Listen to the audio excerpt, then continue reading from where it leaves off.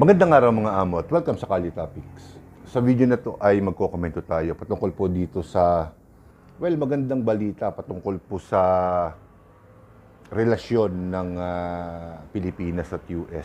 So marami naman sa atin ang nakapanood sa mainstream media na inaprubahan na ng US government ang pagbili natin ng, kung hindi ako nagkakamali, 20 units ng F-16 fighter jets mula sa United States. At inaantay na lamang po natin yung approval ng Kongreso ng US para maging formal na ang pagbili natin ng mga nasabing MRF na matagal nang hinihiling ng ating Philippine Air Force. So, nabanggit ko na to doon sa mga nauna ko pang mga video patungkol sa China. Alam naman ninyo na, isa ako sa mga kritiko ng gobyerno ng China at ang ginagawa nilang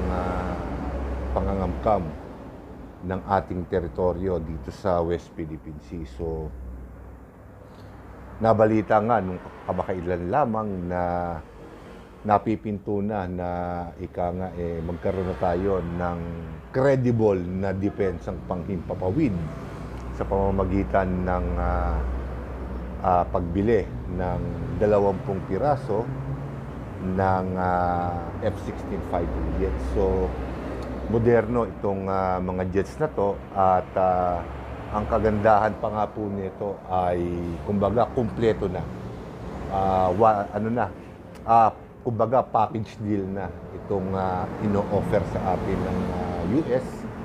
At bukod dyan, syempre, alam naman po natin na kamakailan lamang ay nagpadala ng ilang baterya ng mid-range missile system ang United States na inilagay po dito sa may bandang Luzon na nakaharap sa Taiwan, sa China. At pinagpa-practicean, pinag-aaralan na po ng ating Armed Forces of the Philippines kung paano ba ino-operate itong mga missile systems na to. So, dun po sa mga nakapanood ng mga nauna ko pang video, sinabi ko na magiging pabor sa atin ang relasyon natin sa United States dahil syempre malaki ang maitutulong nila sa ating proteksyon sa ating teritoryo. At ang isa na nga po dito, unang-una ay ang pagbibigay nila ng mga makabago nilang teknolohiya sa larangan ng military equipments, mga radars na siyempre nakakalungkot mang sabihin, pero kumbaga sa pangarap lamang po natin na makakamtan, pero ngayon po ay realidad na. So malaking bagay ito sa ating sandatahan lakas. At ang balita pa ay hindi lamang po ito ang maaari nating makuha sa US na inaasahan ko naman na mangyayari dahil maganda naman ang paikitungo ng ating gobyerno sa United States. At syempre, parte rin ito nung tinatawag ng ating sandatahan lakas na Horizon 3. So, medyo nagkakatotoo na yung aking mga naisin at binanggit noong mga nauna ko pang mga video. So, kamakailan lang din po lamang ay naglunsad ng military exercise ang China sa palibot ng Taiwan. At sinasabi rin siyempre ng ating mga military officials na maaaring hindi tayo ma-involve dito sa napipintong pagsakop ng China sa Taiwan dahil halos sa 250,000 ng mga Pilipino ang nagtatrabaho ngayon diyan sa Taiwan. At syempre, ngayon pa lamang ay pinagpaplanuhan ng ating gobyerno kung paano natin matutulungan yung mga OFWs natin na nasa Taiwan sakalit ituloy nga ng China ang kanilang balakin. So, sa bibig na rin po nila mismo nang galing na hindi tayo makakaiwas sa digmaan na to dahil, well, unang-una, ito sa akin lamang po, kung magtatagumpay ang China sa pagsakop sa Taiwan, napakalapit lamang po ng Taiwan sa Pilipinas. Sa tingin nyo, sa inaabot nating pambubuli, pang-abuso ng mga Chinese Navy, Chinese militia ng China, hindi malayo na tayo na ang sunod na kayan-kayanin ng China. Nakita rin po natin sa mga balita na tinututulan, mariing tinututulan ng Chinese government ang pag-purchase natin ng mga nasabing fighter jets dahil malaki ang maitutulong nito sa ating proteksyon, sa ating ikanga at depensa laban sa mga nagtatangkang sumakop sa ating teritoryo. Wag na tayong ikanga magpaligoy-ligoy pa. Ang gobyerno natin at ang gobyerno ng US ay sinasabi na hindi naman patungkol sa kanila itong ginagawang pag-ayuda ng US sa atin. Ito ay for security purposes lamang. Pero lantaran naman sa buong mundo na tayo ay ihinahanda o ang US at ang Pilipinas ay naghahanda sakalit sakupin na talaga ng China ang South China Sea. So, alam naman natin na maraming kalakal ang dumadaan dyan araw-araw, trilyon ang dumadaan dyan at kapag yan ay nasakop ng China, malaki ang magiging impact nito, hindi lang sa atin, kundi sa iba't ibang bansa sa buong mundo, lalong-lalo na sa usaping pang-ekonomiya, na pinipilit namang maiwasan o iwasan ng Pilipinas at US sa pamamagitan ng pag-ayuda sa atin at pag-asiste sa pagbabantay sa West Philippine Sea. Actually, Japan, Australia, Europe ay tumutulong na rin, nagpapatrolyo na rin dyan. Kaya, noong ko pa sinasabi na hindi tayo maaari o hindi tayo maaaring makaiwas sa gulo na to. Papasok at papasok tayo. Natural, hindi naman natin gusto na magkaroon ng digmaan sa pagitan ng kahit isang bansa. Pero kapag tayo naman ay tinatarantado na, ano pa bang gagawin natin? Siyempre, kinakailangan palakasin natin ang ating alyansa. Lalong-lalo na sa mga bansang kagaya ng United States na dati naman talaga nating kaalyado. Ako, hinuhulaan ko diyan, hindi lang yan ang ating makukuha. Makakakuha din tayo ng mga naval assets diyan. Sabihin na natin second hand yung makukuha natin mga una. Pero malaking bagay yan para mapalakas pa ang ating military. Habang bumibili tayo o nagsusulisit tayo ng mga brand new na naval assets na makakayanan natin ang halaga. Alam ko tutulungan din tayo ng Amerika diyan. Ikalawa, nakikita ko na, well, kumbaga, give and take lang naman yan. Sasamantalahin natin yung pagiging galante ng US, pero in return, alam naman natin na may hihingin din sa atin ng United States. Which is fair naman siguro. Ang unang-una kong nakikitang maaring hilingin ng United States sa atin ay magkaroon na ng permanenteng base militar ang US dito sa ating bansa na, well, sa akin lang naman to Hindi ko tututulan dahil unang-una, pagdating sa suportang militar, maaasahan natin ang United States. Ikalawa, ekonomiya. Kung nabalitaan ninyo, dito sa Asia, kung hindi man ako nagkakamali, pangalawa tayo sa pinakamababa ang taripa na ipinatong ng US. 17% yata, tapos sa Singapore is 10%. Meaning, ayon sa mga eksperto, mga economic experts,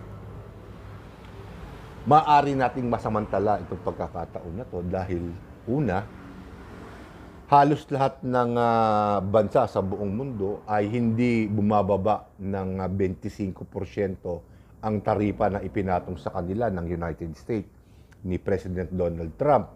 Pero sa Pilipinas at sa Singapore, 10 at 17% lamang, which means maaari itong mag-trigger ng mga mga kapitalista na mamuhunan dito sa ating bansa. At syempre, kapag kayang mga yan ay namuhunan dito sa ating bansa, ang kukunin niyang mga empleyado, mga manggagawa, ay mga Pilipino. At makakatulong din ito sa ating ekonomiya. Salamat sa US. Siguro kaya mas mababa sa atin dahil kaalyado tayo ng United States. At nakikinig ako na kapag yung pangalawang sinabi ko patungkol sa gustong makuha ng US sa atin, yung permanenteng base dito sa ating bansa, maaari pang bumaba yan. At siyempre, alam naman natin, may mga Pilipino tayo o may mga kababayan tayo sa Amerika na i-deport na dito sa ating bansa dahil mga TNT, mga undocumented aliens sila dun sa bansa nila. Kapag tayo ay dikit na dikit na sa US, baka medyo gumaang-gaang ang US sa atin. Kumbaga, mas madali na tayong makapag-a-apply ng working visa, ng visiting visa, ng immigrant visa sa United States dahil kaalyado na tayo ng United. Kumbaga, madali na tayong makakapunta sa US para makapaghanap ng greener pasture, di ba? So, makapagtatrabaho tayo ng maayos sa United States. Yan lamang ang ilan sa mga benepisyo na maaari natin makuha sa kanila. Pero sabi ko nga, give and take lang yan. Hindi naman pwedeng tayo ang kabig ng kabig. Pagdating naman sa mga military assets, siguradong yan. Madadagdagan pa yan. Noon sinabi ko, nakatitiyak ako na maglalagay ng mga missile systems, radar system ang Amerika dito sa ating bansa. Ayan na, nag-uumpisa na. Madadagdagan at madadagdagan pa yan. At syempre, hindi ako magugulat kung isang araw, mabalitaan na lamang natin na may mga naval assets na ibinibigay sa ating bansa. So, nakikinabang ang ating bansa diyan. Ngayon, doon naman sa mga tumututol, yung mga nakakabit sa China, yung mga suportado ang China, ano na ba ang nakuha natin sa kanila? Siguro kayo, personal, may nakuha kayo. Pero as a nation, parang wala pa yata. Hindi ba? Nagkaka-reject na nga yung mga project na nangako sila na sila ang gagawa, sila ang kakapital. Walang nangyari. Hindi ba? So, might as well sa US na tayo dumikit. Hindi naman totaling magiging sandal na sandal tayo. Pero at the moment na mahina tayo, wala tayong magagawa. Hindi natin kayang mag-isa. Kailangan natin ng bansang US. Dahil sila ang, kung hindi man ang una, o ikalawa sa may pinakamalaking ekonomiya sa ating bansa, sa ating mundo, sa buong mundo, na malaki ang maitutulong sa Pilipinas. Sa ngayon, dapat makibagay pa ang gobyerno ni Pangulong Bongbong Marcos sa US para mas madagdagan pa ang ating mga benepisyo sa kanila. At kung hihilingin naman nila na magkaroon ng ika nga permanenteng base sa ating bansa, bakit hindi naman? Wala namang kaso doon hanggat basta't susunod lang din sila sa ating batas dito. Kumbaga, yung magiging kasunduan sa pagitan ng Pilipinas at United States pagdating diyan sa permanenteng base na hihilingin nila, ika nga masusunod at hindi lang one-sided ang kumbaga ang kontrata. Dapat both parties makikinabang. So, nangyari na. At alam ko mangyayari ito, hula. Ito hindi hula, halos siguro nakakasiguro na ako na kapag na-deliver na itong na-aproban ng US, sana ma-aproban dahil dadaan pa ng Kongreso Pero oras na ma-aproban ng Congress ng US itong pagbili natin ng mga units ng MRF sa kanila at ma-deliver sa atin dito yan, kompleto, maayos, hindi ako magtataka na within 2 or 3 years, 4 years, permanenteng base na ang kanilang ika nga i-request. Kaya dapat yung susunod na magiging Pangulo natin ay ika nga nakikibagay din ng maayos. Sinabi ko noon na sa ngayon wala tayong magagawa. Talagang, kumbaga, sunod lang tayo. Pero pag dumating na yung oras na ika nga malakas-lakas na tayo, syempre medyo papalag-palag din tayo. Pero sabi nga nila, no man is an island. So kailangan pa rin talaga natin ang mga bansang kagaya ng United States, Australia, Canada, UK, Britain, France. Kailangan natin yung mga yan para mapaunlad natin both military and economic ng ating bansa. So, kailangan, kumbaga, umasenso tayo. So, babantayan po natin yan mga pangyayari na yan. At kung darating man yung mga units na yan, yung mga F-16s na yan, gagawa natin ng video. So, dito ko muna tatapusin ang video na to at sa susunod ko pa pong mga video ay ibang paksa naman po ang ating tatalakayin. So, maraming salamat po sa inyong lahat mga amo at magandang araw po sa inyo.